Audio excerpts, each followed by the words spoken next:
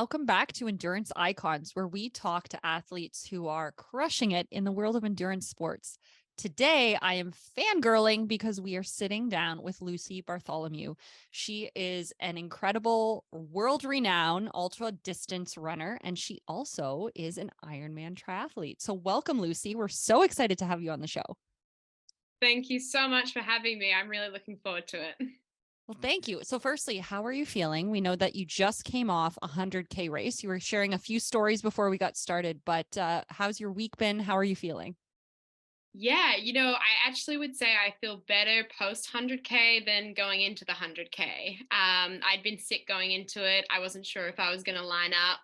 It was kind of every checkpoint was like a bit of a miracle. And to come away with second position on paper looks really good, but the feelings out there was that it was a really challenging just 12 hours of kind of put one foot in front of the other, see how far you can get, and just don't hurt yourself. But I finished, felt really relieved and happy and proud of myself. And then the coolest thing about the weekend was that it was my brother's first 100 kilometers, so he was out there and finished just behind me. And then we went out and supported his girlfriend, went back on course, found her, and then watched her finish at 3 a.m. So it was a really long day, but it was just so wholesome. And the whole Australian community was just vibing real high at Ultra Trail Australia. So it was really awesome. So I have a couple follow-up questions. The first is, how long does it take you to recover from an effort like this? Usually I give myself, I kind of have this rule. It's not really a rule, but like I have every 10Ks race, I will take a day off or like a day really easy. So this is 100K. So I kind of expect for 10 days to feel ebbing and flowing of energy and feeling good, and probably just really leading off intuition and not really training. But I ran back, first run back was on Tuesday and it was 30 minutes. Yesterday was Wednesday and I did an hour. And today I'll just do a Helia hour and not travel as far, but just start to climb a little bit. But I would say it's a good 2 weeks just to kind of like endocrine system, hormones, sleep, nutrition, gut, like that all just takes a little bit longer. And I know after like a super long endurance effort, I'm like super foggy. I feel tired. I have less bandwidth. Like, what do you do in that like week, 10 days to sort of get back and recover?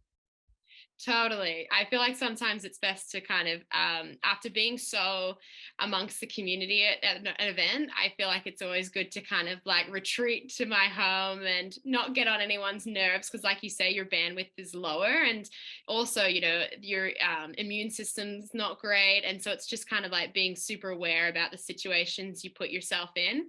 And so I'm just kind of just take the time to put energy and focus into like my family, choosing and being specific and intentional with what I commit to, and things like podcasts that just bring me joy and I can do from my home make me very fulfilled in a time where I'm just kind of, they say post race blues and everyone has that kind of foggy loss, like what next?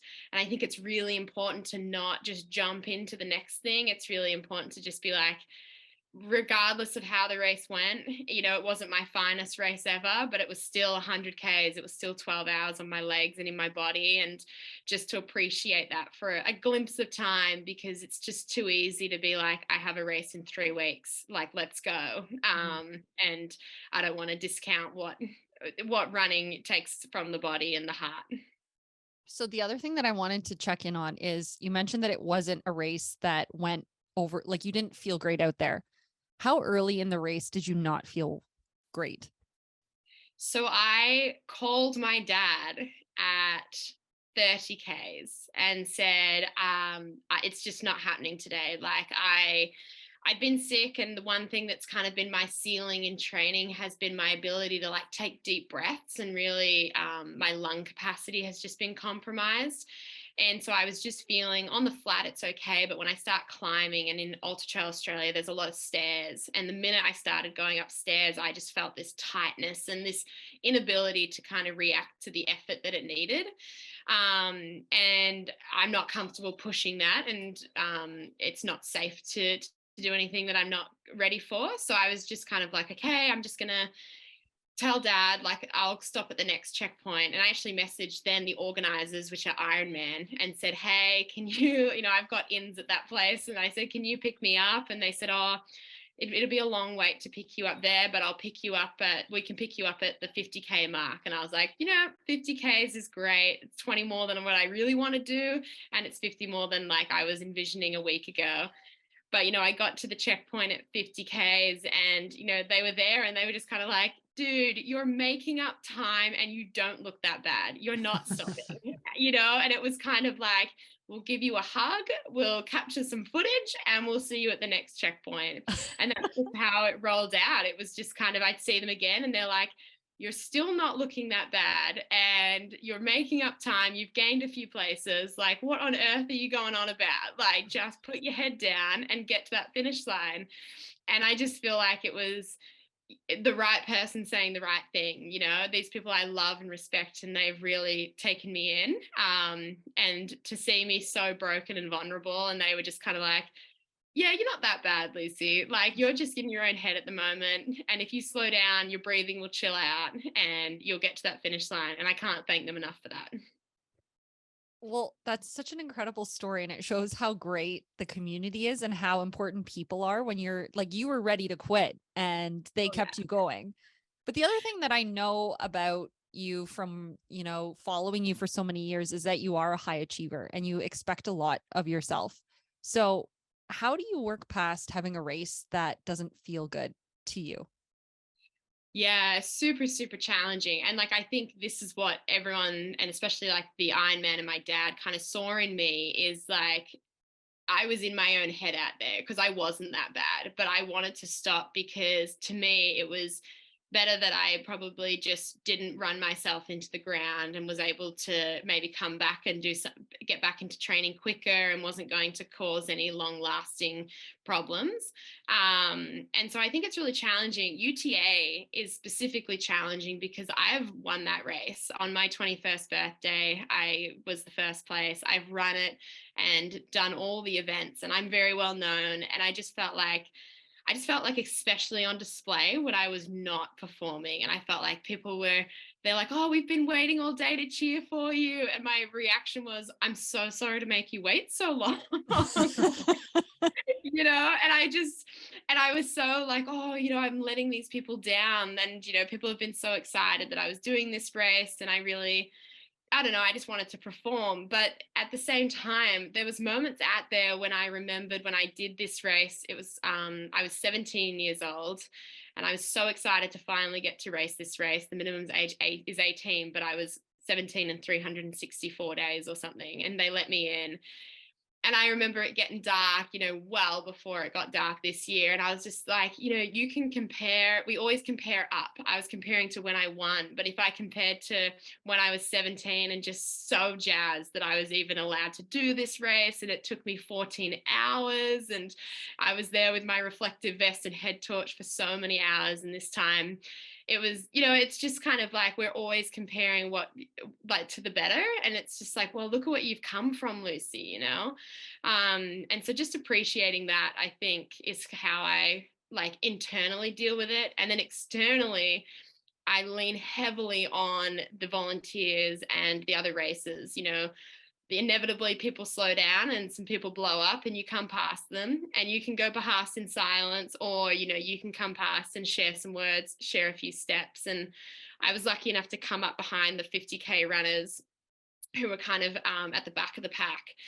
And they're always the best vibe. They're always just kind of, especially like the women just in a group just having a good yarn, and they're just out there for a walk and a hike. And then one person would be like, oh, it's Lucy, and then the whole like hill of people would just stop and get their phones out. And I was like,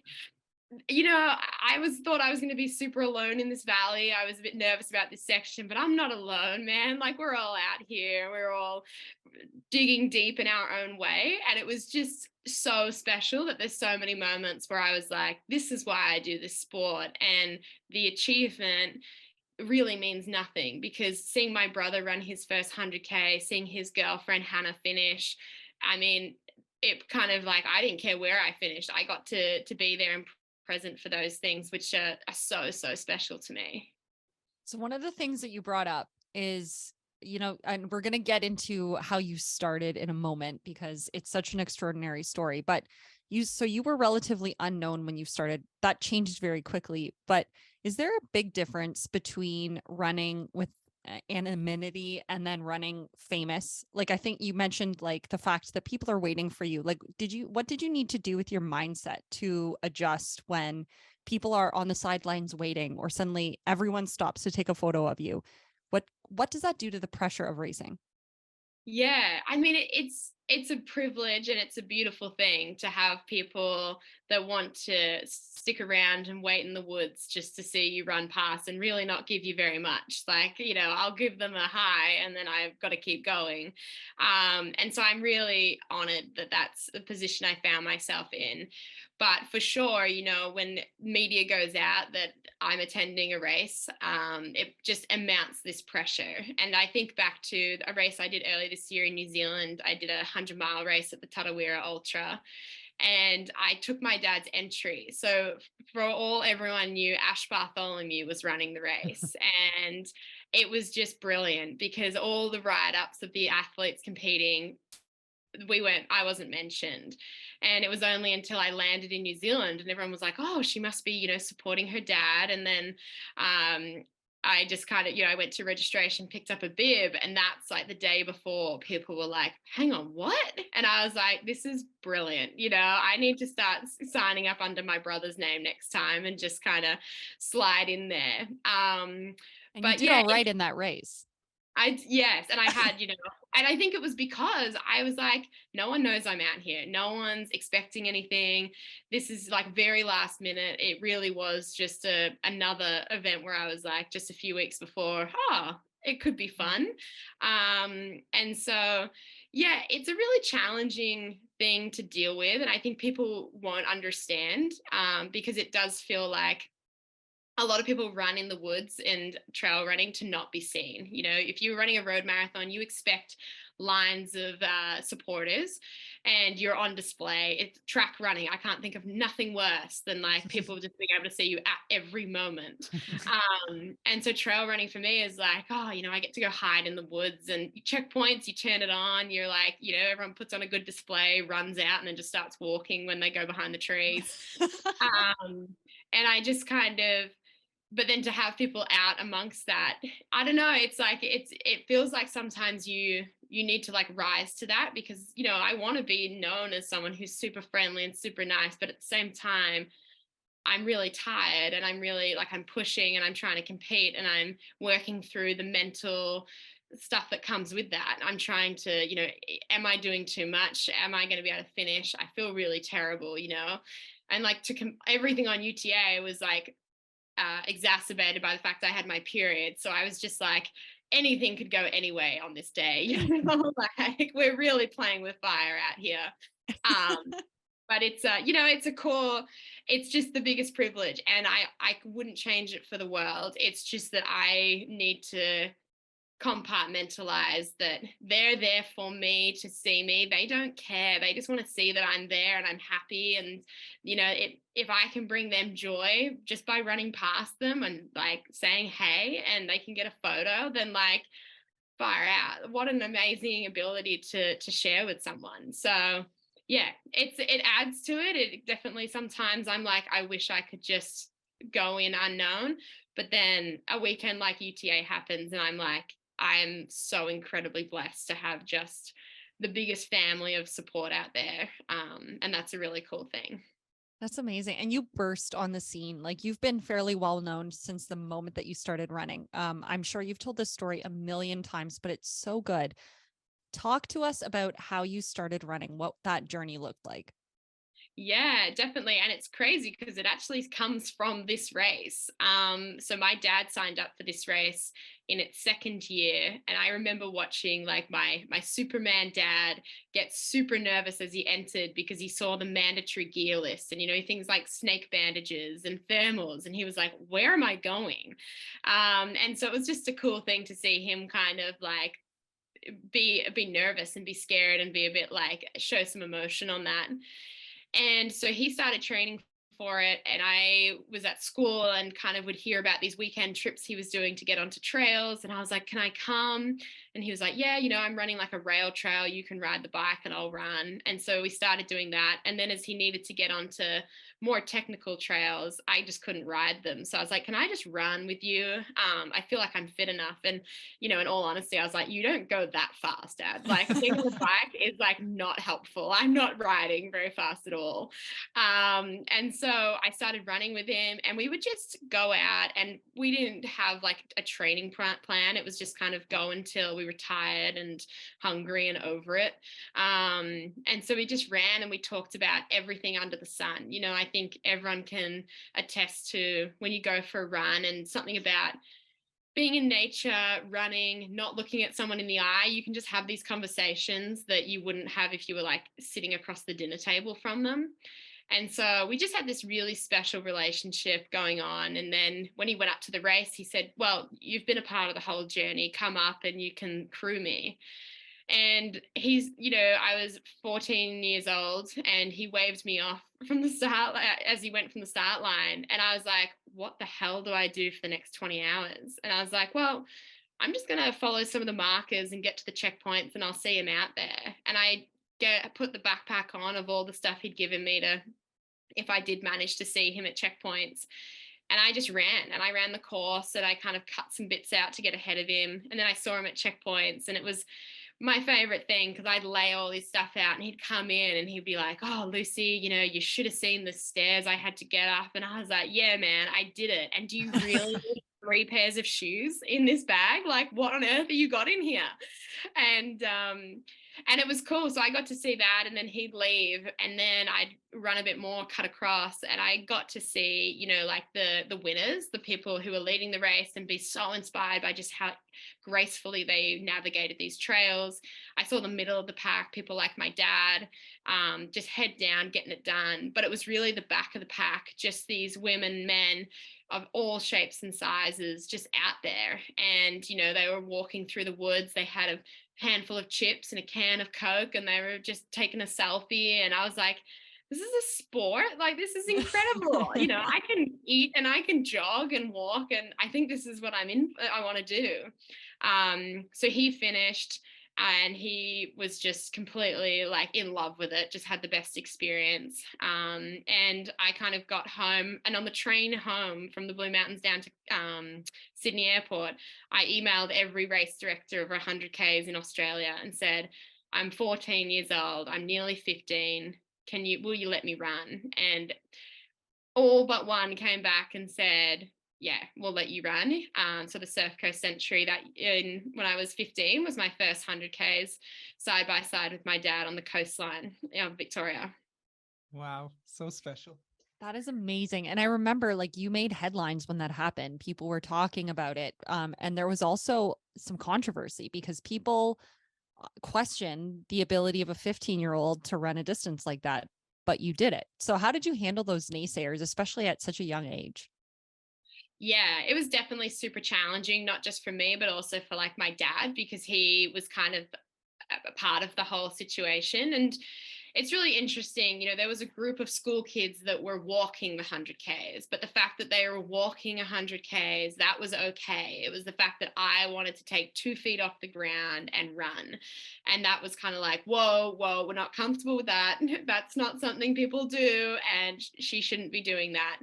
And so, there was a lot of controversy. The lady who was the race ambassador pulled out because she didn't want to be associated with me doing this and potentially hurting myself. And she was someone who I really looked up to. So I was really disappointed that was like, she was kind of probably going to close the door of me being able to do it. But the race director held tight and said, no, as long as you overcome a few more hurdles, that we're just going to need a medical clearance for you. What's your nutrition plan? Your dad has to run side by side with you, just a few more steps in the registration process. And I was like, sweet, no worries. I've got nothing to hide. I trained super hard.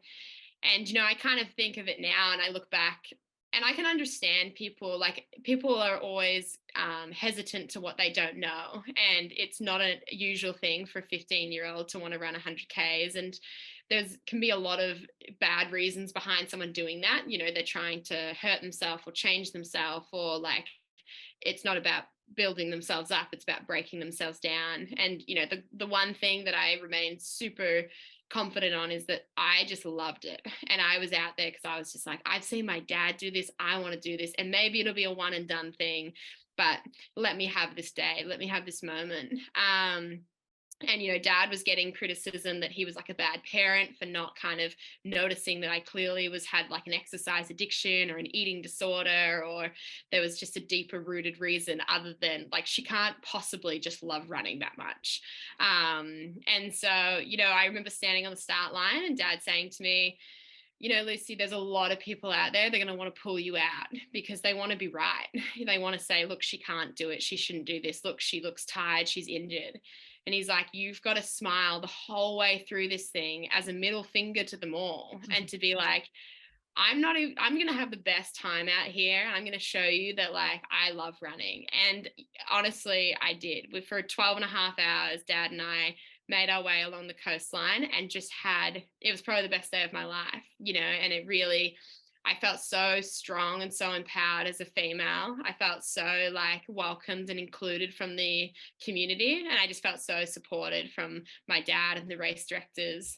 And, I really wanted to be a good example. And then now, as being like, 10 years removed from that, there's people that come up through the sport and they look to that and they want to do it. But I'm very kind of, I probably had those same hesitations that people had on me of like, yeah, but why, and make sure you do it safely and healthily, because all it takes is one bad story to get out there that didn't go well. And it can change what people's perception of what youths and ultra running just shouldn't go hand in hand. Yeah. Amazing. Yeah, you were such a boundary breaker there. Like you gave so many like teenagers an opportunity to be in the ultra running sport, which I think is extraordinary. And you talked a lot about loving it, but what do you love about it? What made you want to run for 12 plus hours at the age of 15? Most 15-year-olds don't know what they love. I don't know. I loved the community. It really was the people. I think the act of running, is great, but 12 and a half hours, 12 hours, 100 Ks is an excessive amount of it. But I just love the people that get around it. And I also just love the constant roller coaster of like, you can be feeling so terrible and then you can be feeling so great, and you just kind of roll with it. And what I've learned is just that kind of, you're not defined by a single moment of a race. You're not the first 10 minutes of your run doesn't define the run. Like things can change and things can shift. And I just loved that kind of like, I'm not in control of a lot of things out here, but like my attitude and my effort that I put in are the two things that I can look out for and I can give my best at. So I think it was just that. And then I think, running with my dad, it was just such a laugh. Like I remember we'd be running along this beach and it was like this wide open flat beach, and dad tripped over like the one sticking out of the sand, and I just thought it was the funniest thing, and I just could not run after that because he was visibly in pain, but I was like, of course you found this thing to fall over and now we have to, like, he got all stroppy, and it was just these moments of like, we just had to work together. When he was down, I was like, Dad, you need to drink a Red Bull, or we need to eat some noodles. We should get some salt in, and it was just this teamwork thing that was just, creative memories that I'll never forget. Amazing. Such a cool entry to the sport. So I want to move a little bit along in that journey. When I look at your like race schedule from 2016 to 2018, that is a wild schedule with a lot of racing in there. Is there some like highlights that really jump out from you from those years? Oh man, they were some years for sure. I think it's, that was kind of like the sport was really starting to take off. So when I look at my career starting in 2012, there wasn't a lot of females in the sport, and there was not a lot of people running the long distances. So I had a lot of success early on, racing all the time, because I didn't really need to push. I just needed to show up, and I was getting like that kind of validation and confidence from it. And then it started to pick up, and there started to be some really cool racing opportunities. I got involved with Solomon, and I was given, international travel opportunities, which was just wild to me after leaving high school. But the races definitely started to get more and more competitive. And I started to see that like there are people doing what I was doing overseas at my age. It's not as uncommon as Australia. And so, highlights, oh, there was so many. Ultra Trail Australia for sure is a highlight, winning that race. Going to Ultra Trail Cape Town in South Africa and winning that race. Third at Western States, obviously, is a huge deal. Getting into Western States was a huge deal. Coming fifth at TDS, a part of the UTMB series in Chamonix. It was just, there was a purple patch there where I just thought, this is, I'm invincible. And that was the problem, was that I thought that I could do it all, and I was getting opportunities, and I was just like, yes, because I may never get this again. And that kind of scarcity mentality meant that I just raced too much. It's an impressive resume. There's some really good results there, but I paid the price after that year. So what ended up happening after? Take us through that. Yeah, so after finishing, it all starts at Western States. So I ran my first 100 miles, world stage, oldest race going around, and a huge deal. And I ran, well, in training for that race, I got very kind of like, I want to give this my all. You only probably get one chance. My dad's been trying to get into Western States for 10 years. It's really hard to get into. So I was like, I'm just going to give it my all and see what happens. And I just gave too much. I got too kind of into the nitty gritty details, and I got unhealthy in my approach. I was just very, just looking for all the percents. And one of those things is like my health. I was like, if I'm smaller, I'll go faster, and I've got to go far, and I'll be able to regulate heat better because I'll be better at that. And probably just ran myself into the ground a little bit, ran the race, but had success. And so I got a third place, which is the highest placing of an Australian, and kind of became this, overnight gained 50,000 followers on social media and had this kind of, reputation. But people knew me for the way that I looked at that point. And I knew going into it, come June 24, I need to sort my shit out. Like, I wasn't getting a period. I wasn't healthy in my approach, and I knew it, but I was like, there's a deadline. Once the race is done, I'll sort myself out. But as I'm sure many people feel, is that you get addicted to feeling that fit. And when you've had success, it's like, well, hang on, can I just hold on to this like a little bit longer? And I got some opportunities after that race, jumped on them, said yes. It was too soon after 100 miles that I went so deep in, but just continually kept racing. And then got home from overseas in November. And I just remember my body has never broken. I've never had like a stress fracture or very many injuries at all. But the one thing that will always start to go for me is my mentality. I just despise running. I was talking about how much I loved running, and it was the complete opposite. And I was doing it because now it was something I have to do and I need to do. It wasn't something that I get to do or that I want to do. And it was just kind of like the language I was using. I remember Dad just being like, Luce, what are you doing, man? Like, why are you pushing? Like, now's the time to just relax. And I was like, yeah, but by coming third at Western States, I've gotten an entry into the next Western States. And I was like, I started training for that Western States in December, so I need to start training. And he was like, no, like, you've built something, take the time, recover, get stoked, like, protect that passion. That's what, really gets you to these finish lines. And I just couldn't do it. I just felt the expectations. I had people kind of watching me and making comments and judgments on, as I started to kind of try and get myself healthy again, I gained weight. There was articles written on why that was, and just like a constant thing of like, I had a few races that didn't go well, and everyone was like, well, it's clearly because you've gained weight and you've changed the way you look. And it was kind of like, no one has any idea of what's going on inside. It's just kind of, you see social media, you see very small glimpses of who I am and what I do and what I'm going through.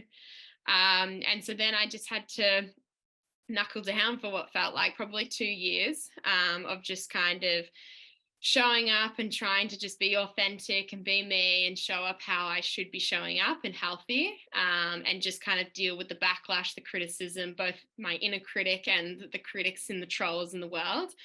And yeah, it was a pretty gnarly little time. But I mean, I'm just so grateful for the community that's really close to me and understood. And then my sponsors who were kind of like, you were a great runner, Lucy. You're going to be a greater runner when you're fully healthy. And, you know, we just totally will just appreciate the stages as you go through it. And it's really cool that I was able to share it so openly, because if anything, it brought the community closer to me, because there was so many people that were just like, I relate, I understand, I get it. And it was just kind of like, I thought I was just absolutely nuts.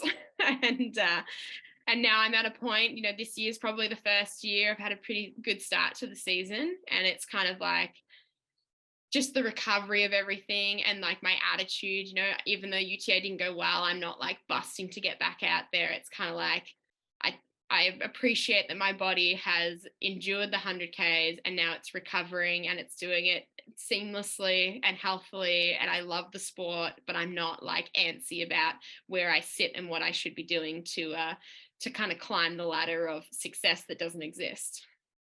So it's interesting because we talk a lot about body image when it comes to endurance sports. And I think that both men and women have struggles with this without having articles written about them. And to have all of that context on display, you talked a little bit about how you developed that community. It's really easy when something like that happens to sort of implode and hide and try to run away from it. What was the crux of it that made you decide to rather lean in, sort of face all of these critics and actually just develop a community? Because I that was when I began following you on social, because you became such this beacon of positivity and health in the sport. What were the decisions that led you to be that? Yeah, I mean, initially my default was I wanted to run away and hide, and I did. You know, I had this massive following, and I just really started posting about things that were not me. You know, I was like posting about my dog, my dad, my family, my food, just things that like people couldn't like directly judge me on. And I think that there was a turning point where I was just kind of like, this is such a shit situation that I found myself in. But it's something that if I can save a few people from having to endure similarly, then it's, yeah, I don't want to say worth it, but it's, you know, it's just definitely using it for the better. And I think that by sharing just the first time I did, and the overwhelming support and acknowledgement and validation and kind of like respect that I got, I was kind of like, it created this perpetual positive thing of like, no, Lucy, like this is a serious issue. And this is an issue that you can really like, people can in real time follow you. Because a lot of people will tell the story when they're out the other side and it's a success story and it's happy. And it's kind of like, well, it actually wasn't that hard. It's like a race. When you finish, you're like, wasn't really that bad. But there's moments in there where you were like, this is absolutely horrendous. And so, you know, I was like, well, I'm just going to share in real time how I really feel. And I think that shut down a lot of the articles and trolls and people, because they were just kind of like, well, we can't, like, that's how she feels. That's how she is feeling. And so we can't create stories and rumors and things that about what we think is happening, because she's telling us what's happening. And so it's a really challenging thing to have navigated and still navigate, you know. And I find it really hard sometimes to be this, you know, I want to be that I've come out the other side and things are great and that I don't have any of the problems that I did have, but I do, and they're still there, and they're still present. I still work through them. And I feel like sometimes when you're just getting abundances of messages of the same story, it's just like, oh man, like, are we getting anywhere with this thing? Like, how can we change something more deep level that this like isn't as common as it is? And I was on a panel at the Ultra Trail Australia race about women in sport. And I was like, you know, no shit, there's all this kind of mental health and body image stuff. Because if you open a magazine or open your socials, you see pictures of models running. They're not runners. Those people functionally probably couldn't run 100 Ks, right? But like, we don't have the strong, fit, muscular, bigger bodies that can endure the 100 Ks. And that's what we should be looking at. And I think that like the representation side of things, I said on the panel, I said, when you're running out there on Saturday in the race, you need to run so proudly of who you are and what you look like, because some kids probably sitting at a lookout, some tourists maybe just walking along the cliff tops, and they'll see you and they'll think, wow, I didn't think they could do that. But then think, well, if they can do that, can I do that? And you just create this like change. And I think that, that kind of thing is, when I think of myself as that 14-year-old watching my dad's race unfold and seeing the diversity, it really did plant a seed of like, anybody can do this. It's not a size and a shape. It's a mentality and an optimism and just a confidence. And yeah, I wavered in there for sure when it moved from being my passion to my profession. It was kind of like, I need to give everything to this. And that's not true. I'd rather be like, maybe look less, socially acceptable fit and actually be functional than fit and on the sidelines and just unable to compete. And I think you raised such an interesting point about the media. And I think that that's one area where you always look like, how can we solve this? Because you say, okay, this story keeps coming up over and over and over again. Number one, I think the media needs to stop penalizing people for having the audacity to look like a normal person. And we need to stop consuming that type of media and ask them to be better. Because as we're prepping for this interview, it was almost impossible to know which sort of thread to pull on in terms of your long list of accomplishments and incredible things that you've done. So as media are writing, if they're choosing to focus on a body rather than all the things that that body has done, it's just a challenge for our listeners that if you see that in the media, it's okay to ask them to be better and demand that let's talk about accomplishments, not what people look like while they do them. So just thank you so much for sharing that message. It's something we're passionate about as well, and appreciate you sharing all of that. It's so good. So well said. Much more succinctly. No, you friggin' nailed that No, too. it was So great. many good pieces from here. I'm just like queuing this episode up for all my athletes to just listen to. I'm just like, yes, Lucy, keep nailing these things. These are amazing. Because it is why I started following you. Like truly, it's where I connected, and you are one of the interviews that I've been like so excited because we've just met for the first time, but I feel like I've known you because you've personally inspired me. All the things that you've said have helped me with my own journey of self-acceptance, because if you allow other people to feel that way. So thank you for being so brave to lean in on that. Thank you. That means a lot. All right, let's hop into this a recent chapter in your career here and adding in triathlon. So we got a big triathlon audience here, and we're triathletes ourselves. So it was so cool to see coming across your channel the integration of swim and bike. So maybe run us through when that started to get introduced and maybe your journey and experience at your Ironman. Totally. Well, I do see the trophies with the M dots on your shelf in the background. So They're all Jess's, not mine. Speaking to my people. Well, I do trail running as well. So I love the mixture. Cool. Yeah. So I, probably following on similarly after the really tough, challenging few years, I was like, I need to do something different. And I think I just need to do something where I'm not known. I have no expectations and I can just kind of, just be a novice again. I'm 26 years old and I feel like people come to me wanting wisdom and they want the answers. And I sometimes I don't have that, I just have my experiences and I try and pull learnings and lessons from it. I'm happy to share that.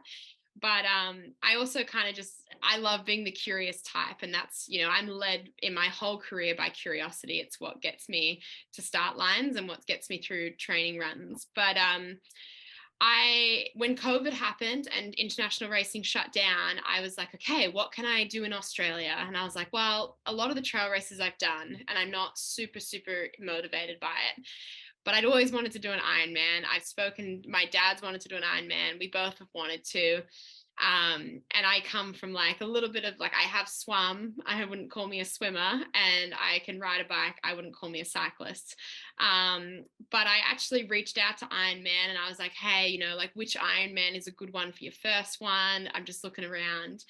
And the guy who shot back knew of me.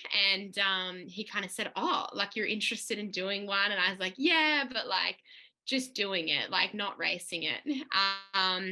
And he was like, oh, Ironman would be really keen to just make a video on you kind of just trying something new, no pressure, no strings. We'll just support the whole thing. And so I signed up to Bustleton Ironman in Western Australia. And for 2 years, it got postponed due to COVID. So there was just no way of traveling there. The race was cancelled 1 year. And the second year, Western Australia became like a separate country. Like they did not want people coming in. And so it was kind of like, I'd start training for it, but was like, it's really not going to happen. And so I'd kind of not train. And it kind of went through it. And then it happened last year. And it was the first year that the races were back. I was back in for Western States. I was traveling and I was kind of like, this isn't really the right year to be doing an Ironman because I really want to focus on getting back into the racing scene. But I mean, the world had my back because Western States went to shit. I ended up having a fall, DNFing the race, and again, questioning if I was ever going to get back to this sport in a way that I wanted to, and like, why was this happening to me? And I really just needed another break. I trained really hard through COVID. It had been like a 2-year vision quest of just get up. You've got an hour a day. That's all you're allowed to exercise here in Australia. Just use it and you'll show up grateful. And so I just needed a break from that grind. And the Ironman kind of said, hey, like, well, you can get to the Ironman. So start swimming, start riding. And I just started doing these 2 sports that I had no expectations on. Every time I completed a swim, I was so proud. I couldn't care less what the numbers said. Every time I got on my bike, I felt like a boss because I was like, I feel very uncomfortable on this machine, but I was just having success after success in my mind because I had no level of expectation out there. And so I just really enjoyed it, was running minimally because I just knew that was the one thing that I didn't need to practice. And went across to WA and just had the best time. I was kind of like, a few people had kind of heard about me through just the endurance space.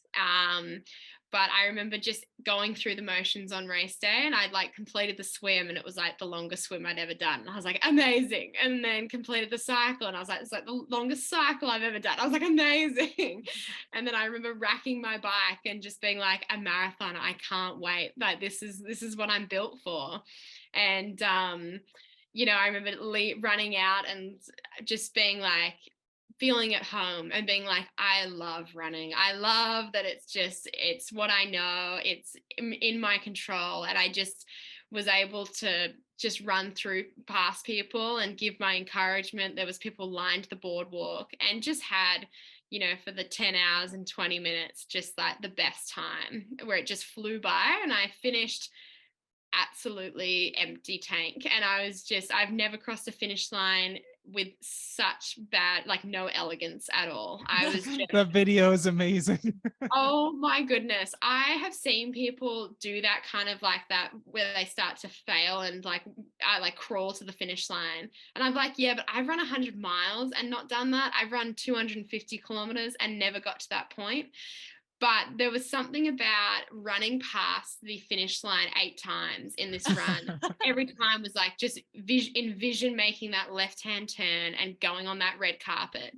And everyone had said, make sure you really enjoy the red carpet. Well, I don't remember any of the red carpet because I made the turn. I finally had been, allowed to get to the finish line. And it was like my brain saw the finish and my legs were like, oh, good, we're done. Stop. And I was like, no, we're not there yet. And I just had to do this like, because they're calling and they're like this elite runner. And I was like, looked anything less than, I got nothing like an elite runner out there. I looked like I'd never run in my life.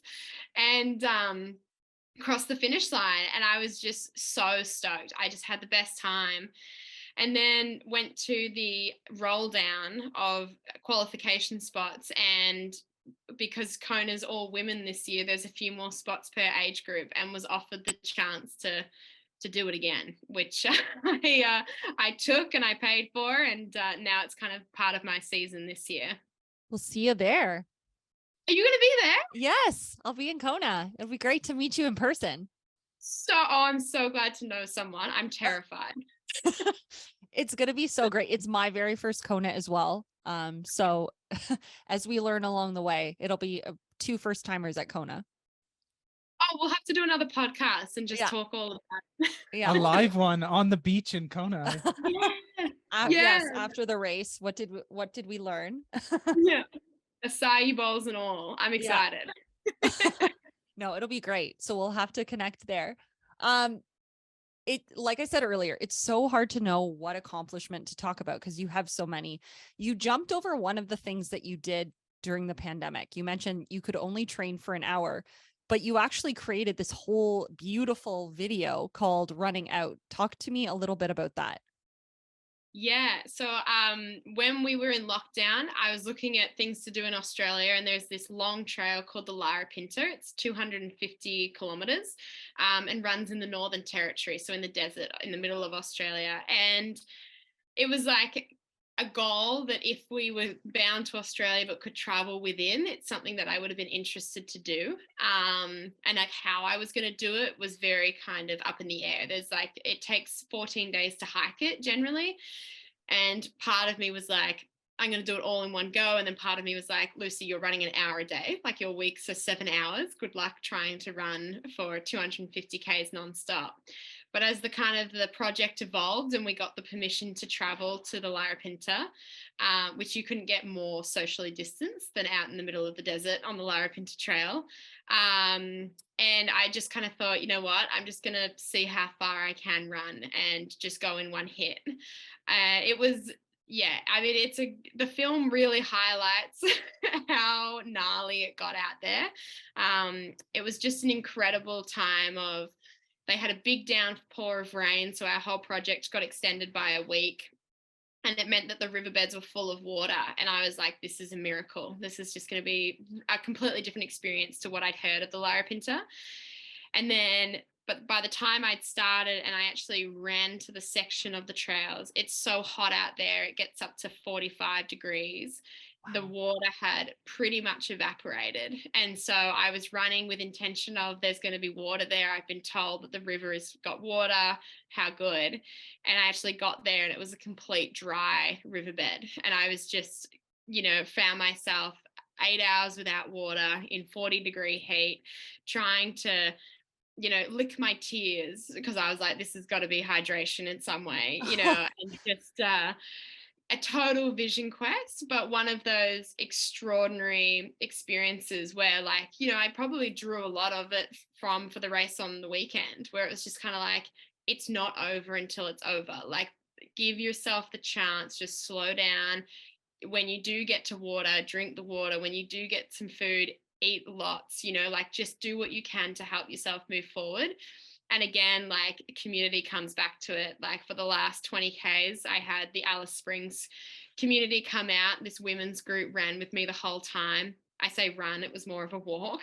And they told me stories about the land and where they live and how they train out here. And it was just kind of the most beautiful thing. And the 2 guys who created the film and crewed me just gave me their everything for 54 hours. They were my beck and call. And it was something that I really never foresaw it being in my future so soon. And would I do it again? I'd do it very differently. So I learned heaps about it, but it's it was a cool project for a time where I was really struggling with the direction I wanted to go. And it was just cool to kind of go and run simply because of the love for it and just having the ability to go as far as you want after being in confinement with an hour of exercise a day and a 5K radius. It was just like, I'm going to run one way for 250 Ks. And it's just was a nice change in headspace and mentality. That's incredible. We'll have to link to the video in the show notes. So anyone listening who hasn't watched it, please it's 45 minutes or so. And it's just so beautifully done. Yeah, it's 45 minutes of me looking incredibly sunburnt, very swollen. And like everyone thinks I've got like black lipstick on at one point, and it's really just dirt that's just ingrained itself into my lips. Yeah, I feel like it's funny because people see the video and then they meet me, and it really sets a low bar, and they're always like, "Oh, you look so much better." And I was like, "Thanks. Yeah, I know. Like, this is great." And people think like I'm always like that, and I'm like, "Nah, man, that was a time and a place, and that's it." Oh man, so epic. One other topic I think would be a fun one for us to chat a little bit about is like you're doing crazy amounts of hours of training and racing in here. And I know a topic that we're passionate about and all our listeners are as well, is kind of around nutrition. So like day to day in racing. And then we want to talk a little bit about your cookbook as well in there. But maybe what's kind of your philosophy around like the day to day nutrition and keeping up with the demands of all that like training and racing that you're doing? Yeah, so I follow a plant-based diet. So I choose to not eat animal products or meat. And I mean, it can be challenging. And it was part of the problem when I was back training in that 2017, 2018 period, was that nutrition became this something that I could do perfectly and better. And I could, had to make everything that I put into my body had to be of a certain nutrition value.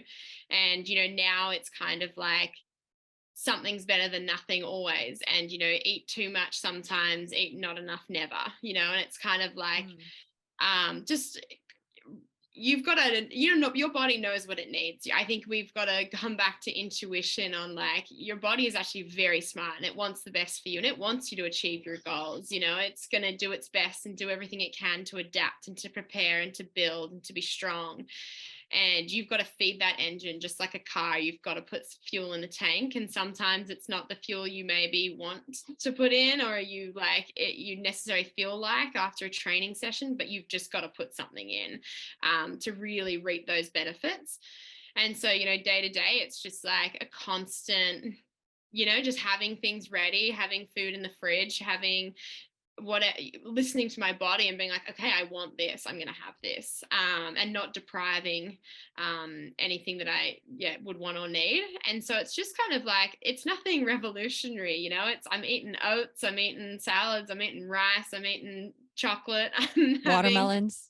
having watermelons, I'm having fruit, I've got my veggies, I've got my tofu. Like it's really just like, for me, it's just like basics done well. Like my cookbook is based around the fact that I'm not using salt from like Cuba at 5,000 meters. Like it's like I'm just using things that I can get my hands on and that are just like affordable, accessible, and also something that like will probably be able to be like used multiple times, and like I can just make a whole batch and have it to help myself.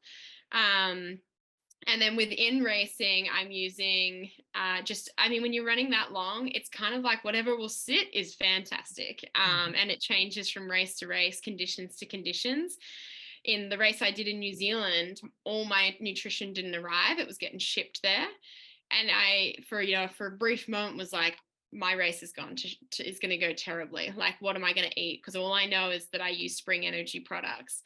But I ended up just going to the grocery store and I bought, some fruit, some nuts, some chips, some dried things, some muesli bars. I bought some bread and made some avocado toast. And I just realized, like, you can spend a lot of money on these products, and yes, they play a role in your nutrition, but like calories are calories, fuel is fuel. If it's chocolate cake or if it's a Morton's gel, if it's sitting, it's great. There's a friend of mine who she used to buy the Betty Crocker like cake mix and just take the frosting in her backpack as like a gel, because she's like, it's the same shit. Like, it's sugar. That's all I need.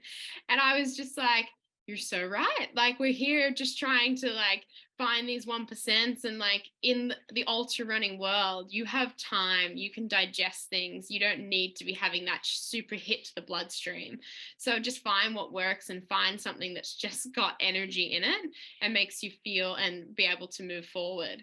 And so yeah, it's kind of like my nutrition is just in the day to day, it's just like never in deficit, never in deficit. Every day, don't be in deficit. It's cool to be in a surplus. Like, let's celebrate surplus. And, that's only going to pay off in the long term. And I think that's why, like, I have recovered so well this, like, just incredibly well this time round, is that I don't think I haven't not had something near me for the last 3 days. I mean, it helped that I was sitting in a car driving the whole time. So I just was arm's reach away from whatever I needed. But, I've just put the food in to say thank you, and the body's taken that and absorbed it and used it. And that's just kind of my approach now is just, yeah, more is more in that kind of approach. And then in running, in the racing, it's just kind of like the more you can get in, the more you can put out. So just kind of find that balance. Yeah, love that. We definitely resonate with that philosophy as well. We're definitely not the big fans of like trying to calculate everything so perfectly. It's like, man, we're training and racing so many hours. Like, just eat and eat and eat. You're not gonna like overdo it typically. It's usually No. on the opposite end. And you'll know if you do. And it's just like, cool. Well, like now I know where the ceiling is, like I always think it's like trying nutrition out there running. Sometimes it comes out and you're just like, hey, well, clean slate, that didn't work. Let's just like, don't let it get to you and just move forward. And I think, yeah, I think people are kind of, there's a lot of mathematics you can do in running. You can make it really complicated, but then you're not really at the essence of running. You're just kind of like, you're doing the sums and you're going through a motion of a equation, and that doesn't appeal to me at all. So I'm out there just to go off how I feel and to make sure that I respect and look after myself and give my best and find my potential. I'm definitely going to borrow that too much sometimes, too little never. I love that in relation to sports nutrition. It's so good. We need t-shirts. Yeah. Yes, I agree. Put a watermelon on it and sell it on your site. Merch sales through the roof. Yeah. Unreal. As we start to wrap things up here, I'd love to hear a little bit about what kind of your big races and big goals are for 2023 coming up. Yeah, sweet. So I have a very exciting back half of the year that I'm really terrified and nervous about, but also super stoked. So the race that I did in New Zealand qualified me for the UTMB, which is a 100-mile race in Chamonix in France, and it goes through France, Italy, and Switzerland. It's 100 miles, 160K with 10,000 meters of climbing. So it's kind of the big dog of ultra running. I've seen my dad do it. It took him 43 hours, and it was just a vision quest and a half. And then 5 weeks later, I am going to do the Kona Ironman. And it's really cool. When I announced that I was doing this, someone deep dove into who has done that, the back-to-back. And there was 5 people that have done it, 1 female. And one of the people who's done it is David Goggins. Oh, of Of course he has. Of course he has. So my only goal is to beat his time across the two. I mean, I'm super excited. I feel like UTMB has always been a dream goal of mine. And I feel like it's a race that I'll run it once to kind of get a feel for it and run it again to like be able to compete. I feel like that's just respectfully, you need to kind of probably learn 1 year and then you can try and excel the next year. And then Kona's just like this incredible opportunity that I've landed in that I'm just like, I was never going to say no to that opportunity if it came about. And then after that, I plan to just sleep through till the new year. Yeah. Love it. Hibernate. Yeah.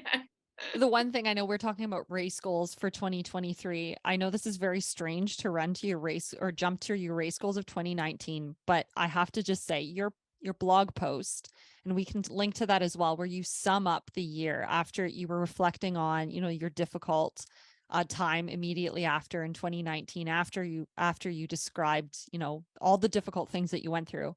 you did a run through of all of the months, and I forget the exact words, but you're like, this is my race goals for 2020. And it was, I forget what it was, but it was something about like, just soak it all in, enjoy. You didn't have any actual race goals. And I love that, the spirit that you bring it, because even when you do have race goals, if you can bring that to it, you're going to be so successful. Yeah, and I definitely feel very similarly. Like where all the races I've lined up with this year, it's kind of been like the the defining moment of the race is not the finish line. It's getting to the start line healthy. It's being able to recover well the next day. It's being able to give back to the community and perform. It's on the things that I needed to do for brands and stuff. And just to enjoy the moments, like I feel like, yeah, of all the 12 hours of running at UTA, my favorite moment's not the finish line by no means. There's just so many moments out there of people that looked you in the eye and just gave you a hug, or people that cheered you on, and just like looking up at the place that you are and just being like, we're doing this, we choose to do this. And it's just like soaking that up and realizing that like there's a finite amount of time in your life where it's a privilege to go and spend your Saturday or your Sunday going through the bush. And and I get to call it work. I mean, that's pretty cool. It's a good office. Heck yeah, it is. So cool. And beyond 2023, what else kind of gets you excited and is on the bucket list in terms of other sports or other challenges within endurance that really are pulling you for the future? Honestly, I haven't even thought about it. Yeah, there's a lot of, there's cool races around the world. There always will be. And I just kind of, for me, just want to focus on the UTMB and then do Kona, see the year out and just see where the stoke levels are, what I need to do to like protect that. And I really want to put on some more camps. So I love putting on these like running, I cook for everyone. They've got like an essence of mindfulness to them, but just bringing people together and just believing in them and saying that we're going to go for a long run. It's going to be longer than you've probably ever done. It's going to be in terrain that's going to seem scary and you're going to seem really small out there. But like you can take a lot of people take a lot away from them. So I think like I really want to get back into them after having a big year this year. And where do you run those camps? Are they just in Australia? Are you doing like worldwide yet?